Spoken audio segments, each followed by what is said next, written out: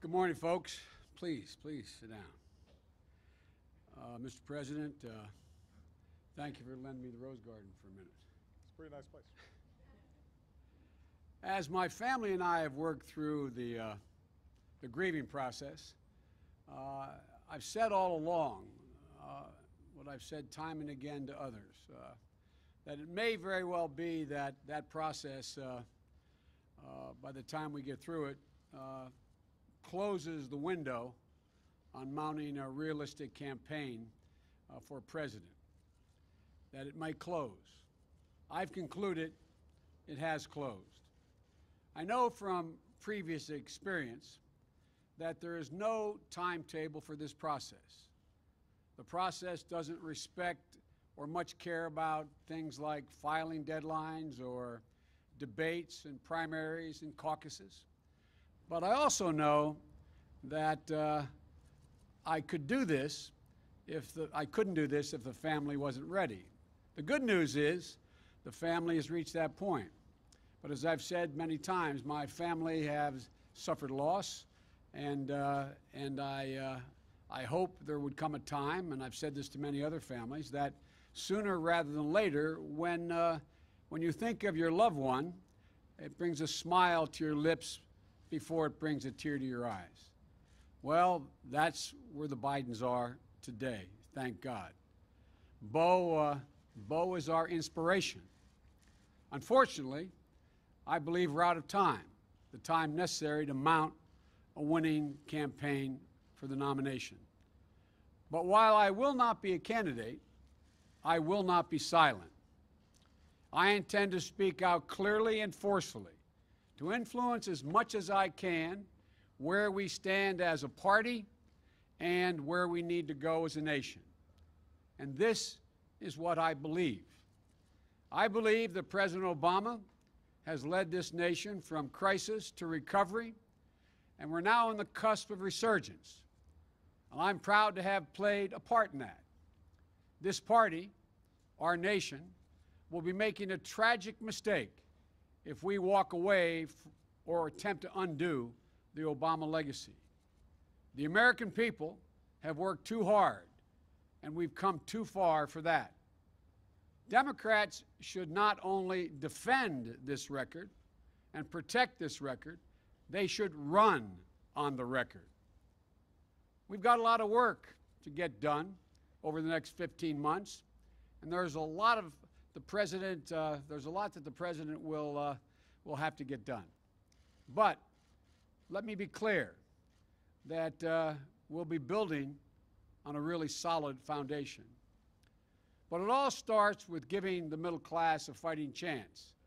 I know you in the press love to call me Middle Class Joe, and I know in Washington that's not usually meant as a compliment. It means you're not that sophisticated. But it is about the middle class. It isn't just a matter of fairness or economic growth. It's a matter of social stability for this nation. We cannot sustain the current levels of inequality that exist in this country. I believe the huge sums of unlimited and often secret money pouring into our politics is a fundamental threat to our democracy, and I really mean that. I think it's a fundamental threat because the middle class will never have a fighting chance in this country as long as just several hundred families, the wealthiest families, control the process. It's just that simple. And I believe we have to level the playing field for the American people. And that's going to take access to education and opportunity to work. We need to commit, we're fighting for 14 years, we need to commit to 16 years of free public education for all our children. We all know that 12 years of public education is not enough. As a nation, let's make the same commitment to a college education today that we made to a high school education 100 years ago. Children and child care is the one biggest barrier for working families. We need, as the President's proposed, to triple the child care tax credit. That alone will lead to a dramatic increase in the number of women able to be in the workforce and will raise our economic standards. There are many equitable ways to pay for this. I often hear, well, how do you pay for this? There are many equitable ways to pay for this. We can pay for all of this with one simple step, by limiting the deductions in the tax code to 28% of income. Wealthy folks will end up paying a little bit more. But it's my guess, and I mean this sincerely, it's my guess, they'll be happy to help build a stronger economy and a better educated America. I believe we need to lead more by the power of our example, as the President has, than merely by the example of our power. We've learned some very hard lessons from more than a decade of large-scale, open-ended military invasions. We have to accept the fact that we can't solve all the world's problems. We can't solve many of them alone. The argument that we just have to do something when bad people do bad things isn't good enough.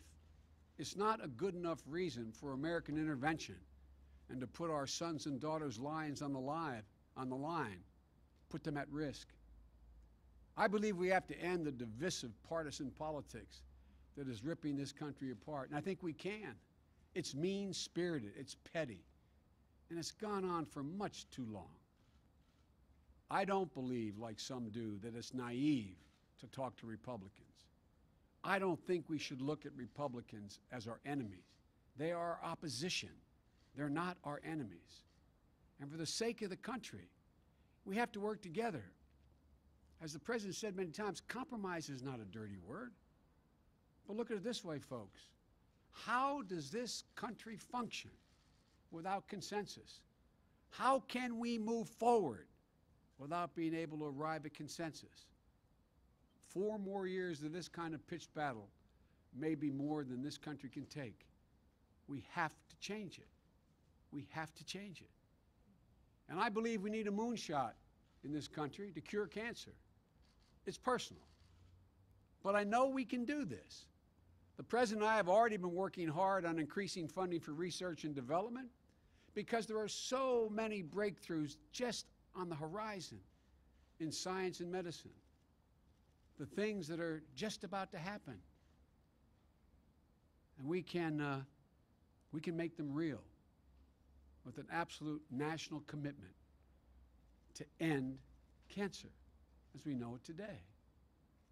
And I'm going to spend the next 15 months in this office pushing as hard as I can to accomplish this, because I know there are Democrats and Republicans on the Hill who share our passion to silence this deadly disease. If I could be anything, I would have wanted to be the president that ended cancer, because it's possible. I also believe we need to keep moving forward in the arc of this nation toward justice.